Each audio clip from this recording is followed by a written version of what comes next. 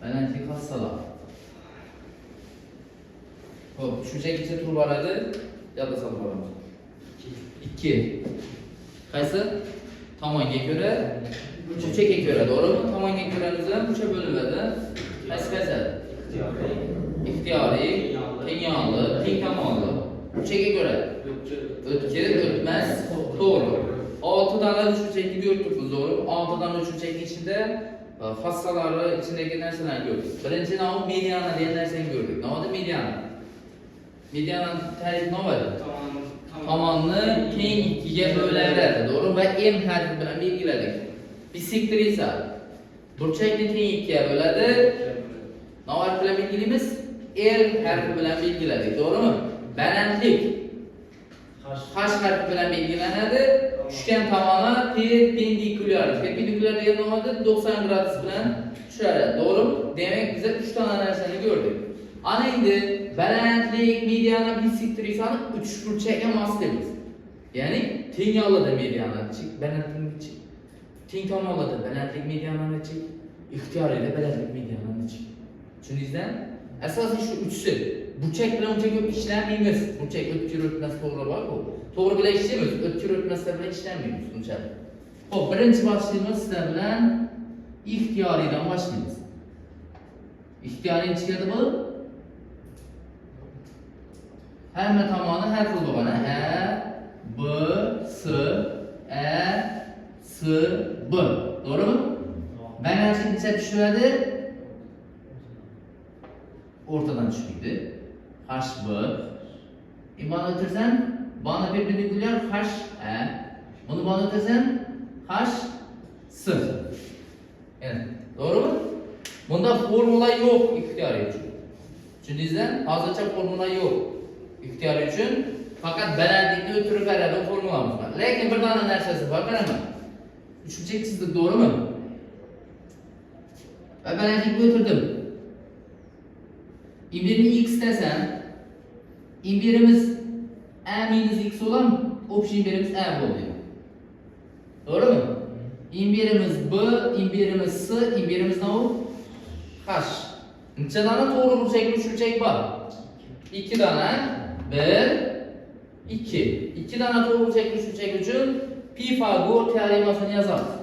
Demek, imbi kichkinasi uchun yazsam, b kvadrat teng x kvadrat plus h kvadrat, imbi uchun yazsam, s kvadrat teng h kvadrat plus a minus x ni qaus kvadratida bize sistema bog'lab olamiz.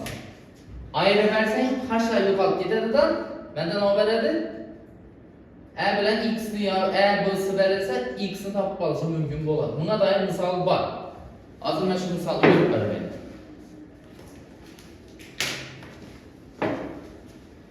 Balandlik hisoblarini.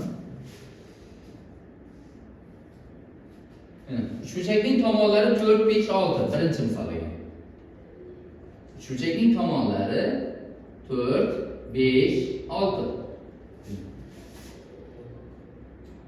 4 santimetrli tomonning 6 santimetrli tomondagi proyeksiyasini toping.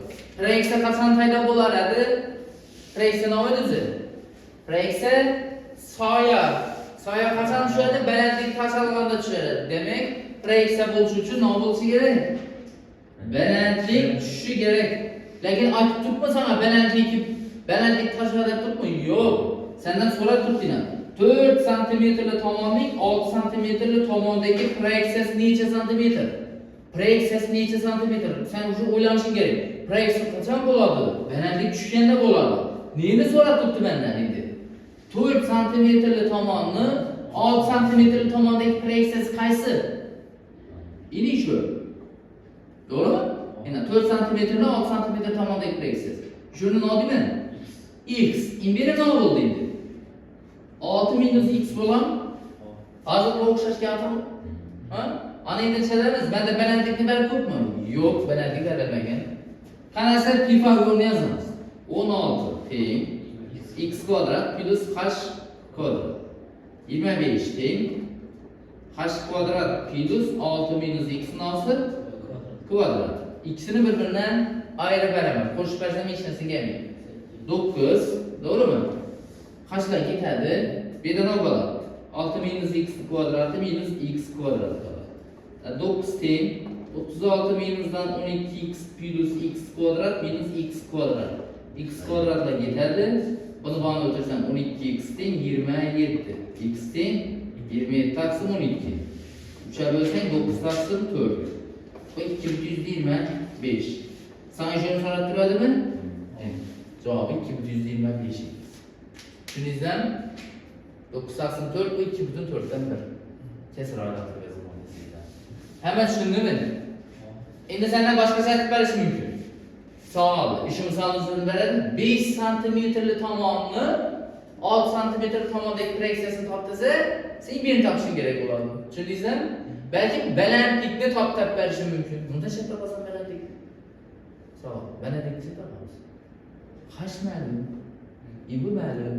Ne oldu? Doğru şey düşecek. Kaç formula? Pifagor. Hipotenuzda verilgen, katet verilgen, ikinci katet verilmegen. Katet ondan alıptı, belentlik tuttu. Kaç tuttu? Bir misalın 3 xil usulda işlep bo'ladi. Bir misalın 3 xil usul.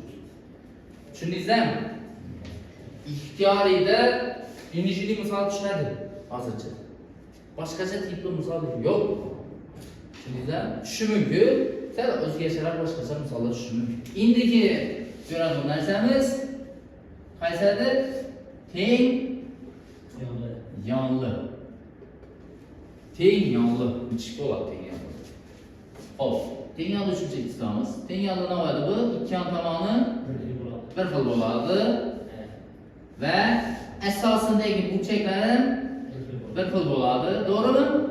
Ve bunu esasda tushgan balandligimiz h, m, l hammasi bir-biridan chiqqan deydi. Tushundingizmi? Ya'ni teng yonli uchburchakda balandlik medianni bisektirsa teng faqat qaysi uchun? Teng yonli. Asosda tushgan boshqasi uchun emas. İb'dan balandlik tushsa u balandlik bo'ladi. Medianni bisektirsa bo'lmaydi. Tushundingizmi? Shu bo'lib turadi bu. Ana endi biza imoni boshqacharoq bilaman. Bir alfa taksim 2 olsun, alfa taksim 2 olsun, bir beta olsun, bir beta olsun. Bir ne oladı? A taksim 2, A taksim 2. Nüç A taksim 2, A taksim 2? Nüç 2'ye böldü. Nüç 2'ye böldü. Az mı kadar? Tamam, 2'ye böldük. Yok, nüçü. Bu belendik edi bu. Tamamları böyle de nerede bu? Hazır aytdı. Teng yanlıda esasga tushgan balandlik hem mediana hem bisektir esa vazifasini bajaradi. Bisektir esa bo'lgani uchun burchakni bo'ldi. Va mediana bo'lgani uchun tomonni bo'ldi. Ko'rdingizmi? Balandlik bo'lgani uchun 90 gradusga tushdi. Tushuntirib bildimmi? Ya'ni esasga tushsa 3 xil qoida, ya'ni mediana balandlik bisektir esa hammasi bir-biridan chiqib oladi, dang bo'ladi. Yodingizdan chiqmasin. Tushunarlimi? İniş qoida. Ana endi misollari umuman boshqacharoq misollari. Xo'p, 6-misolga qaraymiz. Trigonometriyani bilamiz, ha? To'g'rimi? Trigonometriyani bilamiz. Trigonometriya ishlatamiz bu yerda. 6-misolda. Teng yonli uchburchakning uchidagi burchakka beta. Teng yonli uchburchak uchidagi burchagi beta. Hop. Hamma topdimi? Asosiga tushilgan balandligi m ekan. Qaranglar. Beta bo'libmi? Yana bir chizaman shu. Shu uchburchaklarga bo'lsa kichkina katta. M bo'lsa m nima bo'ladi? Beta taqsim 2. Aha, beta taqsim 2. Bering ne? Beta taqsim 2. Hop, ber asosini olib o'tdik, asosini. Uchburchakning yon tomoniga tushilgan balandligini topindi. Hop, yon tomonidan tushilgan balandlik. Imini so'rab turibdi mana. Ya'ni h x ni so'rab turibdi. Tushundingizmi? Tushuntirib bildimmi? Imini so'rab turibdi. Menga im bu berilgan. Misol og'zida emas. Shuning uchun yaxshilab ko'rgan qolasizlar. Kosinus navbat kim aytadi? To'g'ri burchakka uch burchakda kosinusning qoidasini aytaymi? Nomni nomga nisbatadi. Kosinus. Kosinus alfa navbat. Bu taqsimsa. Qoidasini aytma, harfini aytma. Qoida yopishgan katetni gipotenuzaga sinus qarshisidagi katetni gipotenuzaga tangingiz, qarshisidagi katetni yopishgan katetni. Qatangingiz yopishganni qarshisiga. To'g'rimi? Zo'r. Ana endi men ish o'rda menda bu bor. Kosinusdan foydalanaman bir marta. Necha foydalanaman? Qarang. Kosinus beta taqsim 2 teng navoygan mni bga bo'lganma teng ekan, to'g'rimi? Ha? Ben mni topaman shunda. M nima bo'ldi? B ko'paygan kosinus beta taqsim 2 bo'ldi. Hemen tushundimmi shuni? Ha? Ana endi bundan yozaman. Sinus beta teng qarshisidagi katet. Qarang, betaning qarshisida nima bo'ldi? Qash turibdi. Qashni gipotenuza 90 to'g'risi nima bu? B ga nisbatimi? Ha? Xo'p, bundan nima topaman? Buni topaman. B teng buni topish kerak. B qash taqsim nima bo'ladi? Sinus beta bo'ladi. Endi bundan ham buni topsam, m taqsim kosinus beta taqsim 2 bo'ladi endi. Ishini bo'ldi. Ana endi biza ikkisidan bu bo'ldi. İkisini birbirine dengimiz. Ne qoladi? H taqsim sinus beta m taqsim kosinus beta taqsim 2. H'ni topamiz. H qani? Ishimadi? H teng m ko'paygan sinus beta taqsim kosinus beta taqsim 2. Endi ana endi bize hop şurada trigonometriyani chala qolib balo o'tganimiz uchun trigonometriyada bugun o'tiladigan mavzumuz bor edi. Ikkilangan burchak degan mavzu bor. Ikkilangan burchak degan mavzuda bizda shu formula bor. Qaranglar. Sinus 2 alfaning formulasini yozib qo'yaman. 2 sinus alfa kosinus alfa. Endi o'tamiz bunlarga. Buni yozib qo'ysangiz, prosta ishlatib ketamiz. Qarang, 2 alfa bo'lgani uchun bir de alfadan tashlab, to'g'rimi? Sinus alfa bo'lsa nima bo'ladi endi shunda?